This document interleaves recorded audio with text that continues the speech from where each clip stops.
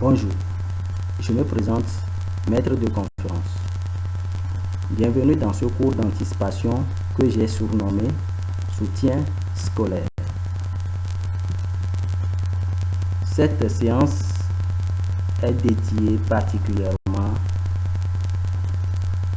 aux enfants de CE,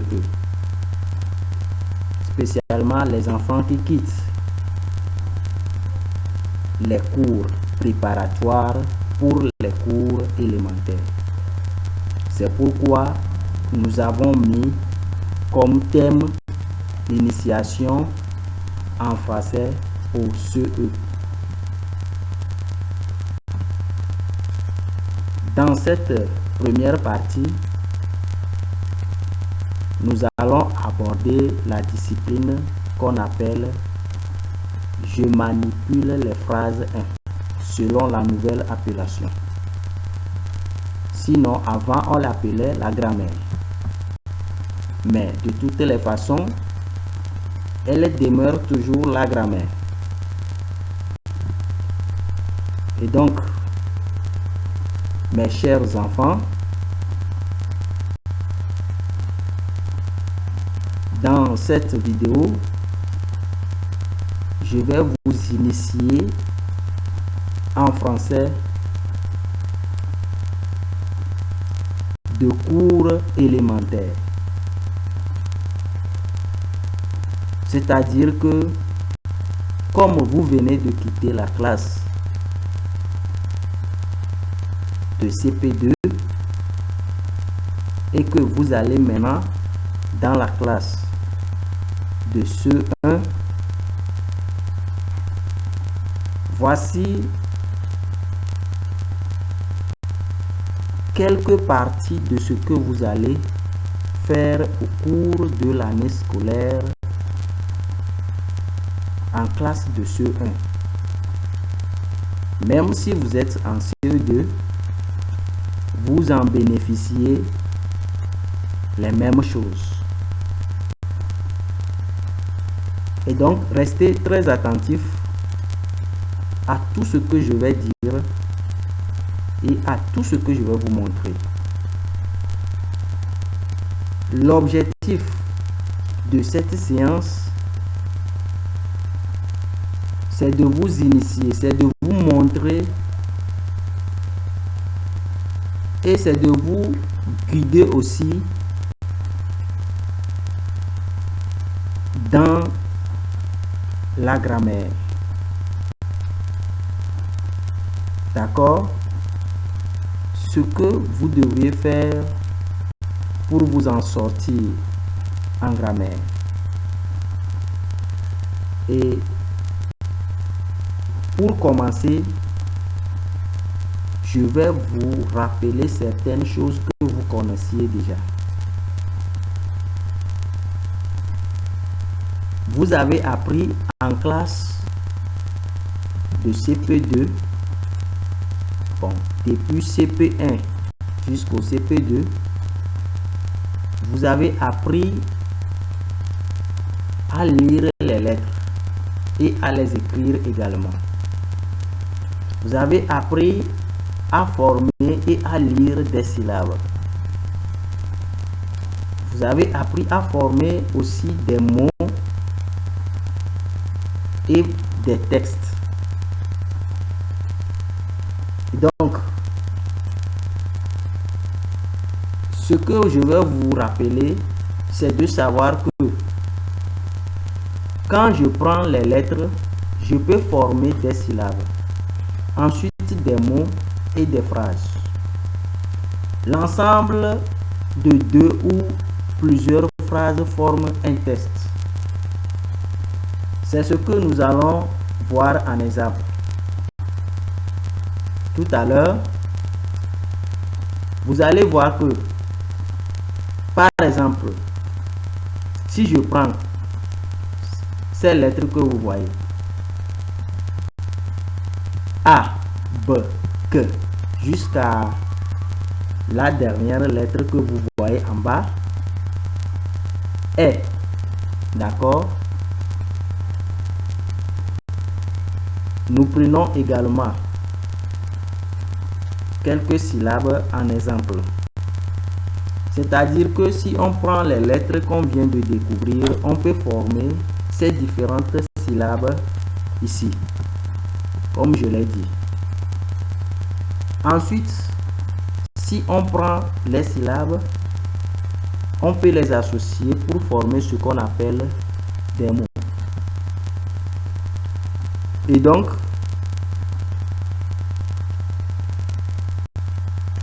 en observant sur votre écran, vous voyez que là où j'ai mis quelques syllabes en couleur verte, il y a dit avec sa syllabe inverse id. Il y a faux, on a fort, on a joue, on a la syllabe k, on a ik, on a go, on a qui, on a ça, on a bi, ainsi de suite. Et donc, en bas, nous avons quelques mots en exemple. Le fou, c'est un mot, donc un nom. Le jour, vous voyez, le jour. On a le kaki. On a dire, s'habiller, porter. Tout ça là sont des mots avant d'être des noms. D'accord? Il y a ces mots, certains sont des noms et certains sont des simples mots et d'autres sont des verbes. Nous allons découvrir tout ça là plus tard. Bien. Comment est-ce qu'on prend les mots pour former des phrases? Vous les avez appris déjà en classe de CP. Si nous prenons par exemple quelques phrases, on a numéro 1, le fou passe.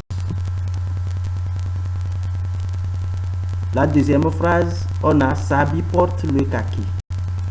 Et la troisième phrase, on a le chat dort sur le banc. Et donc, vous voyez que tout ce que vous aviez appris au cours préparatoire sont très importantes à garder dans la tête. Vous devriez garder ça en mémoire. Ça veut dire que si quelqu'un ne maîtrise pas encore ce qu'on appelle une lettre alphabétique, si quelqu'un ne sait pas ce qu'on appelle syllabe, si quelqu'un ne sait pas ce qu'on appelle mot, il ne peut pas former des phrases, de bonnes phrases. Pourquoi il est important de vous rappeler tout ceci? Il est très important de vous les rappeler parce que en classe de CE, vous allez apprendre à former vous-même des phrases. Vous allez former des phrases. D'accord? Et donner leur structure. Et donc, si quelqu'un n'a pas encore compris comment on forme un mot ou comment on forme une phrase, il n'a qu'à profiter en même temps à travers ce rappel. Bien, je continue avec vous en petit résumé en disant que une phrase est formée de plusieurs mots et a un sens. Une phrase est formée par plusieurs mots et cette phrase a un sens. Ça veut dire que la phrase doit avoir une signification. C'est une phrase qu'on peut comprendre facilement. On est d'accord? C'est ça ce qu'on appelle une phrase. Et donc, lorsque nous avons dit, regardez le numéro 1, on a dit le fou passe. Quand tu attends ça, tu sais ce qu'on appelle le fou. Et quand on dit qu'il passe, tu comprends également ce que ça veut dire. Donc, le fou passe, d'accord? Lorsqu'on dit Sabi porte le kaki, tu comprends ça, non? Voilà. Lorsqu'on dit le chat dort sur le banc, tu comprends ça. C'est ça, une phrase. Donc, une phrase est composée des mots, mais ce sont des mots qui signifient quelque chose, d'accord? Ce sont des mots qu'on comprend. Je vous rappelle tout ceci parce que en grammaire, on travaille beaucoup sur les phrases. Tout ce qu'on va faire va se baser sur des phrases. Alors, dans la deuxième partie de notre séance, nous avons découvert ce qu'on appelle la structure d'une phrase. D'une phrase. Une phrase simple comprend deux groupes qui sont: premièrement, on a ce qu'on appelle le GNS, qui veut dire le groupe nominal sujet. Et on a le groupe verbal, qui est le GV. D'accord? Quand vous regardez sur votre écran, vous voyez déjà, on a écrit en bleu les deux groupes qu'on trouve dans une phrase simple. On peut aussi dire une phrase de base. Par exemple, les phrases qu'on vient de lire tout à l'heure sont des phrases simples, d'accord? Ce sont des phrases de base. Une phrase simple, c'est une phrase dans laquelle on a seulement un seul verbe. C'est clair? Et donc, comme vous ne savez pas encore ce qu'on appelle la structure d'une phrase, suivez attentivement. Je viens de dire que une phrase simple comprend deux groupes. C'est-à-dire que quand on prend une phrase, on peut trouver deux groupes. Je donne un exemple. D'accord?